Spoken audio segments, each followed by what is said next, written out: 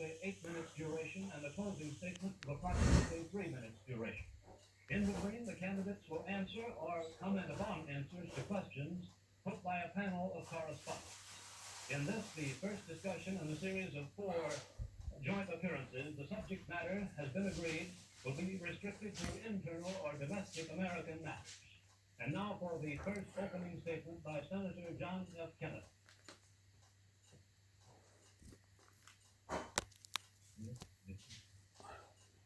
In the election of 1860, Abraham Lincoln said the question was whether this nation could exist half slave or half free. In the election of 1960, and with the world around us, the question is whether the world will exist half slave or half free, whether it will move in the direction of freedom, in the direction of the road that we are taking, or whether it will move in the direction of slavery. I think it will depend in great measure upon what we do here in the United States, on the kind of society that we build, on the kind of strength that we maintain. We discussed tonight domestic issues, but I would not want that to be any implication to be given that this does not involve directly our struggle with Mr. Khrushchev for survival. Mr. Khrushchev is in New York, and he maintains the communist offensive throughout the world because of the productive power of the Soviet Union itself. The Chinese communists have always had a large population, but they are important and dangerous now because they are mounting a major effort within their own country.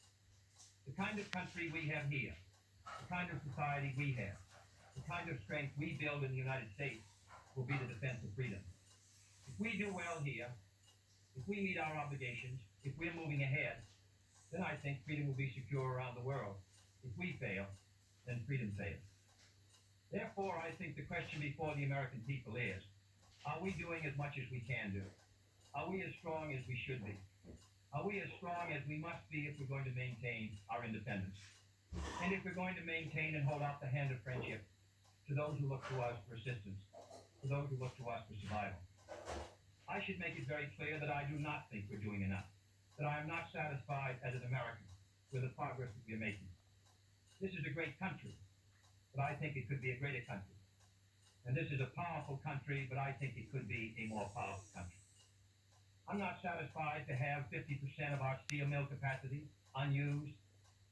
I'm not satisfied when the United States had last year the lowest rate of economic growth of any major industrialized society in the world, because economic growth means strength and vitality.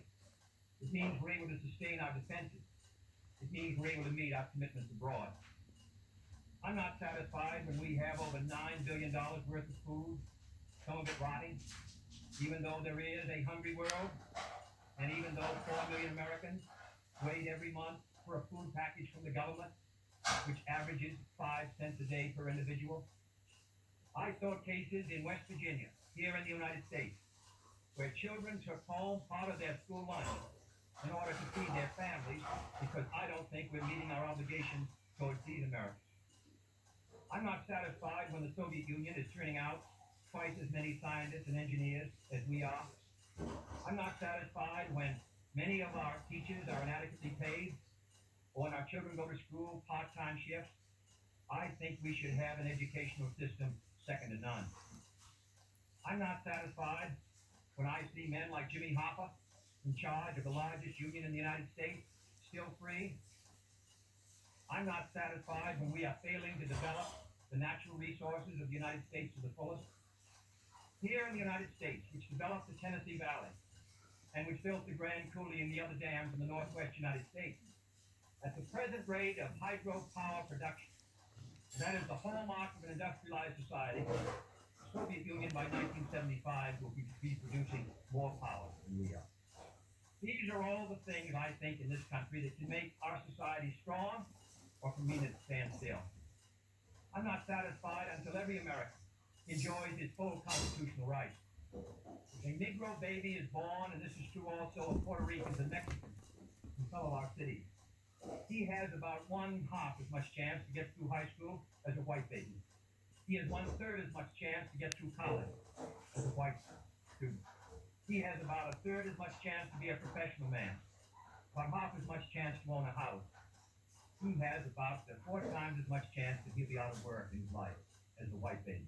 I think we can do better. I don't want the talents of any American to go to waste. I know that there are those who say that we want to turn everything over to the government. I don't at all. I want the individuals to meet their responsibilities. And I want the states to meet their responsibilities. But I think there is also a national responsibility. The argument has been used against every piece of social legislation in the last 25 years. The people of the United States individually could not have developed the Tennessee Valley. Collectively, they could have. A cotton farmer in Georgia, or a peanut farmer, or a dairy farmer in Wisconsin and Minnesota, he cannot protect himself against the forces of supply and demand in the marketplace. But working together in an effective governmental program, he can do so. 17 million Americans who live over 65 on an average Social Security check of about $78 a month. They're not able to sustain themselves individually, but they can sustain themselves through the Social Security system. I don't believe in big government, but I believe in effective governmental action. And I think that's the only way that the United States is going to maintain its freedom. It's the only way that we're going to move ahead. I think we can do a better job. I think we're going to have to do a better job if we are going to meet the responsibilities which time and events have placed upon us. We cannot turn the job over to anyone else. If the United States fails, then the whole cause of freedom fails. And I think it depends in great measure on what we do here in this country. The reason Franklin Roosevelt was a good neighbor in Latin America was because he was a good neighbor in the United States. Because they felt that the American society was moving again. I want us to recapture that image.